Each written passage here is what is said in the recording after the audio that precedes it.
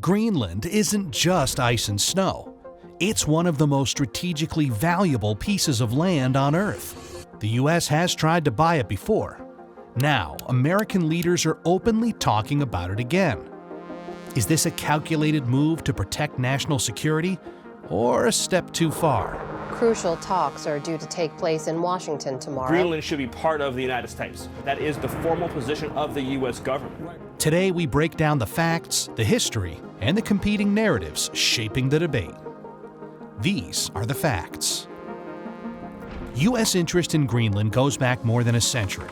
In 1946, President Harry Truman offered Denmark $100 million in gold to buy the island. Denmark refused, citing sovereignty. Washington shifted its strategy and, instead of ownership, secured access through NATO. A 1951 defense agreement cleared the way for the U.S. to build the Thule Air Base the following year, giving America a permanent strategic foothold without formally acquiring the territory. In 2019, the idea resurfaced, this time publicly. President Donald Trump floated the possibility of buying Greenland, triggering diplomatic backlash.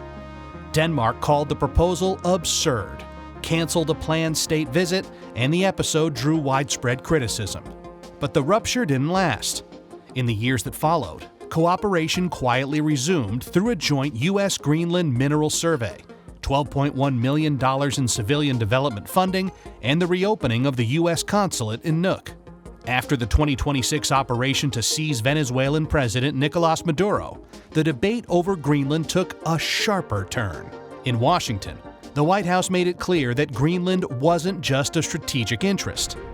We need Greenland from a national security situation. It's so strategic. At the same time, Secretary of State Marco Rubio told lawmakers during a classified briefing that the goal remained a negotiated purchase from Denmark, and that discussion with Danish officials was underway to move that forward. As talk of Greenland intensified, Congress split. The first proposal, the Make Greenland Great Again Act, would authorize President Trump to open negotiations with Denmark to acquire the island. Another bill, the Greenland Sovereignty Protection Act, takes the opposite approach, seeking to block any federal funding for efforts to invade, annex, purchase, or otherwise acquire Greenland. Together, the bills capture how divided Washington is over how far the U.S. should go. On the island itself, fewer than 60,000 people call Greenland home, and the question of who decides its future is very real. Across Europe, the response has been firm. Leaders have repeatedly stressed that Greenland belongs to its people, rejecting any talk of annexation. As Danish officials put it, decisions about Greenland are for Denmark and Greenland alone.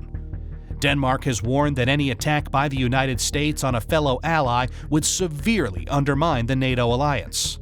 From the air, Greenland looks almost untouched. Vast ice sheets, quiet towns, and endless Arctic horizons. But beneath that calm surface lies something far more consequential. Strategically, Greenland occupies a key corridor for monitoring military movement in the North Atlantic and hosts early warning systems critical to missile and space surveillance. The island also holds valuable rare earth minerals. But translating that potential into real supply chain security isn't straightforward. Arctic conditions, limited infrastructure, and global processing bottlenecks mean any payoff would require major, long-term investment from the U.S. and its allies.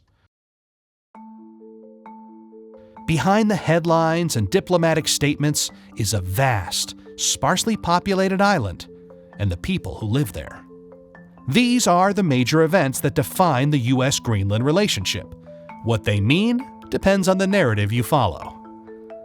The pro-Trump narrative states that the United States should act decisively to secure Greenland through formal acquisition.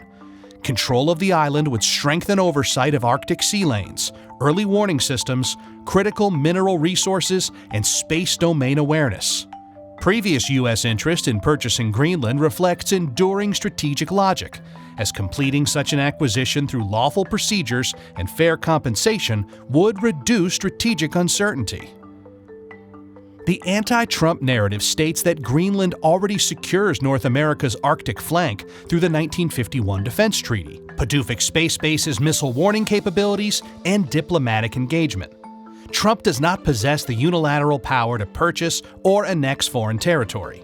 Public grandstanding undermines alliances and adds nothing beyond existing access. A prudent approach would deepen cooperation within the current framework through enhanced sensors, joint training, and economic investment. The establishment critical narrative states that this episode reflects a colonial-style power dynamic. Washington has approached Greenland primarily as a strategic platform and resource reserve rather than as a society entitled to determine its own future. Military installations, mineral surveys, and discussions of purchase prioritize extraction and militarization while marginalizing Greenlandic self-determination. A responsible approach would emphasize demilitarization where feasible, climate security, and genuine engagement grounded in the principle of autonomy, without land grabs or coercive pressure.